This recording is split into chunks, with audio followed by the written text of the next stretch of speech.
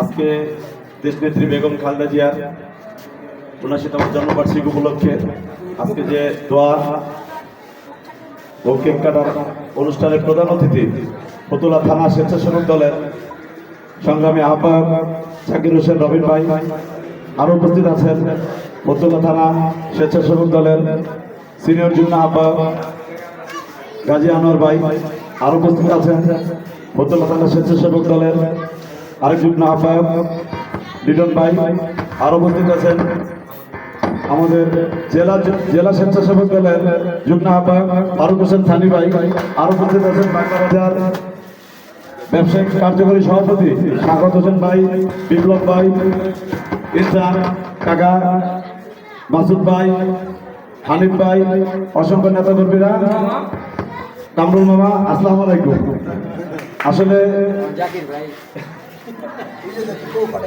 আসলে বক্তব্যের কিছু না, আজকে যে অনুষ্ঠান আমাদের যার জন্য যে অনুষ্ঠান আমাদের দেশনেত্রী বেগম খালেদা জিয়া উনি আসলে অসুস্থ। আমরা ওনার জন্য দোয়া করব, আল্লাহ যেন ওনাকে নেক হায়াত দান করেন, দ্রুত উনি সুস্থ হতে পারেন। এবং এই দেশের যে বর্তমান যে পরিস্থিতি, আমরা 5ই আগস্ট দেশ ছাত্র জনতার গণ অভ্যুত্থানের মাধ্যমে স্বাধীন হয়েছে, কিন্তু এই স্বাধীনতা নিয়ে বিভিন্ন মহল, বিশেষ করে আমাদের যে আমাদের যে দেশের শত্রু সে ভারত এখন পর্যন্ত তাদের দুষ্কৃতিকারীদের দিয়ে বিভিন্ন ধরনের কুচক্র ঘটিয়ে যাচ্ছে এই দেশের স্বাধীনতাকে বিনষ্ট করার জন্য।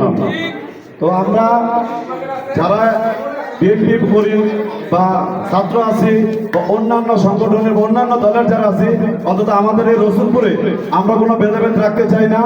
আগে পরে যে যা করেছেন সব ভুলে যান, সামনে সবাই আমরা কাঁধে কাঁধ মিলিয়ে একত্রে চলবো, এই সমাজ এই দেশ গড়ার জন্য আমরা কাজ করব, যাতে করে এই দেশের স্বাধীনতা আমরা রক্ষা করতে পারি।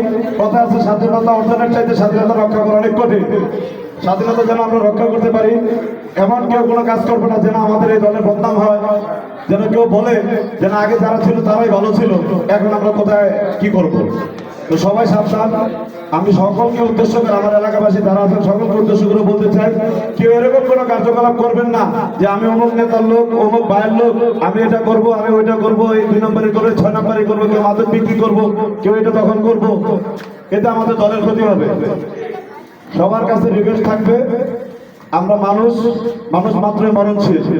যারা এই 5ই আগস্টের আগে যারা এই দেশে ক্ষমতায় ছিল, অনেকে জানেন যে আমার দোকান তালা দিয়েছে, এলাকা ছাড়া করে দিয়েছে, অনেক লোক আছে এলাকা বিএনপি যারা করে নির্যাতিত।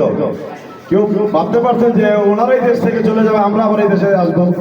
তো ক্ষমতা আছে, ক্ষমতার অপব্যবহার কেউ করবেন না।